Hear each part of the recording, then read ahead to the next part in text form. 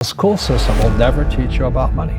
The school system was designed to teach you to be an employee, which is important, or a doctor or a lawyer, a specialist, but never about money. We all have fear. To be truthful, we all have fear. It's just how you deal with it. And Einstein said, imagination is more important than knowledge, but knowledge empowers imagination. And what most people lack is real business knowledge, like accounting, like debt, like taxes. You gotta know that stuff, but they don't teach it in school to anybody.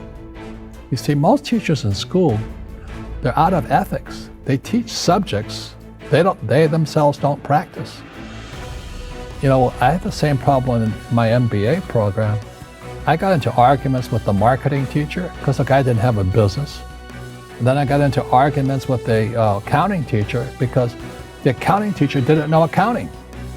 I knew more about accounting than him because I actually worked in bookkeeping in my rich dad's companies. And so I'm not an accountant, but I understand accounting.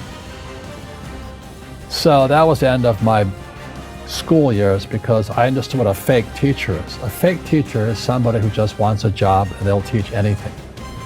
They teach how to shine shoes, you get paid on more money. But they really don't know what they're teaching. For example, my calculus teacher, went to military school in New York. I asked the teacher, I said, I'm in my third year of calculus now. It was called strength of materials. I said, am I ever going to use this stuff? He goes, no. I said, why do you teach it? Because I get paid. And that's why, you have to, in life, one of the things I suggest to people, you got to find a real teacher versus a fake teacher. And a fake teacher is somebody who doesn't do what they teach. And a real teacher is doing what they teach every day. So my accountants, my attorneys, they're in it every single day. That's how I learn, because every day I'm solving problems in my business. So I have accountants and attorneys and bankers and all these people on speed dial because I'm solving problems with my team. My rich dad started teaching me about money on one condition. And that condition was he would never pay me. He says, the moment I pay you, you think like an employee. He says, that's the trap. Entrepreneurs work for free. And now I'm 9 years old, my head's going cracking in half. He says, you never want a paycheck. You understand that, kid? I said, okay, I got it. And he says, well, how do I make money? He says, that's what entrepreneurs figure out. It's like a cat, which comes first, a cat or the cat chasing its tail. And I said, so how do I learn about money? So he would just break out a Monopoly game board. So I would work for free. I'd pick up cigarette butts and get hotels and restaurants, and I would clean and do menial tasks. And as I got older, I started getting into office work and marketing and accounting, and I was an apprentice basically, but I always worked for free. And he would teach me about money, but the way he taught me about money was playing Monopoly. And finally one day I got upset. I said, well, when are you going to teach me about money? He says, what do you think we're doing? We're playing Monopoly. He goes, no. What do you think we're doing? We're playing Monopoly. He says, what do you think we're doing? So I don't know. I'm teaching you about money. And then that's when, you have one green house. He says, there's many formulas for great success in money. There's thousands of them, but one of the best ones found on the game of Monopoly. Still is today. 4 green houses, 1 red hotel. I said, what? He says, one of the greatest ways to acquire great wealth is playing Monopoly in real life. 4 green houses, 1 red hotel.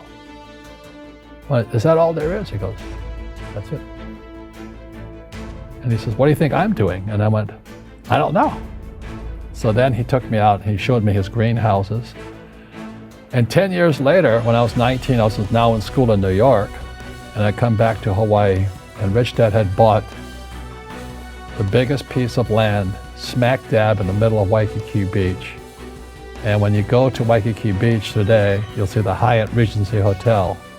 That was his hotel. Just like the game of Monopoly. Just like the game of Monopoly. Acquired assets and they became bigger assets. He just kept what's called an assemblage because that property wasn't that big at the time. So he had to buy out all the small guys. Because Waikiki was a little dirtwater little town. So he'd buy out this shop owner and buy that shop owner. And it took him a while, but he finally assembled this large piece of property. And then he and Hyatt put up this giant hotel. You know, It just sold for $800 million. So that's how I learned about money. And that's because he refused to accept a paycheck. He says that the moment you accept a paycheck, your brain goes dead.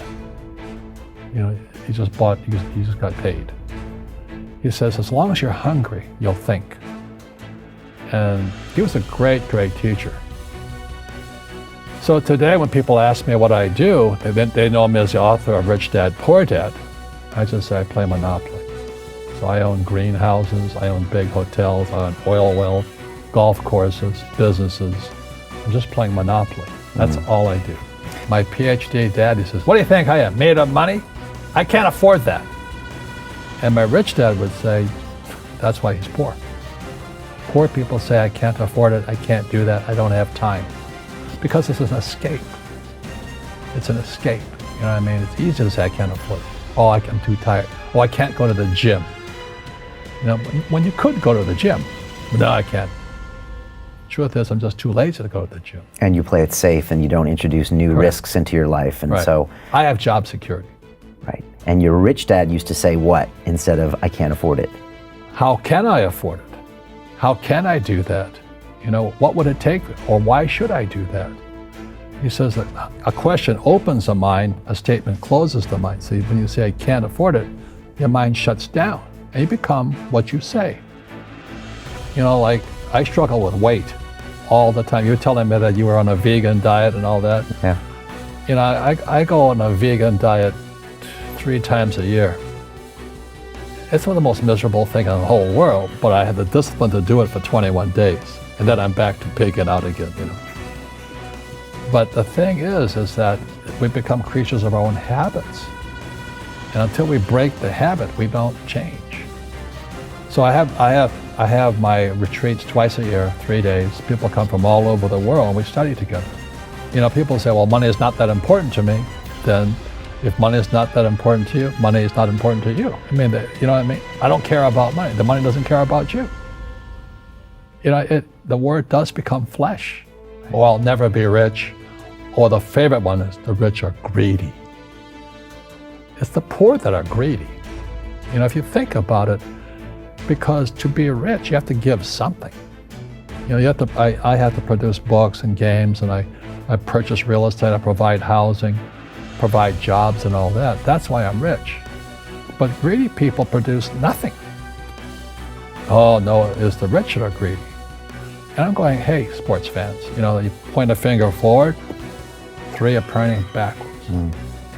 And so as we know, there's a big attitude problem against the rich today. So if you drop a stone in the water, the ripple always goes out this way. It's called precession. He says there's no exception. You can't drop a stone in the water and there's no ripple. There's always a ripple.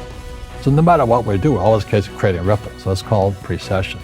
Ephemeralization is our ability to do more with less. So you look at our cell phone now, it has more horsepower than the Sperry computer 50 years ago. You know, that's doing more with less. So humans are getting more and more powerful. We have more power to us. Unfortunately, we're not evolved as human beings. You know, it's horrifying. We're more antagonistic, more antisocial. You know, social media is antisocial.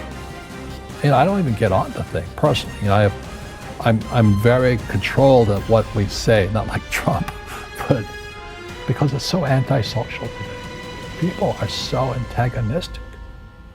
That's the danger part. So the reason I'm speaking on spirituality, we got to evolve. You know, it means meditation, it means yoga, it means praying, it means going to church, whatever it takes.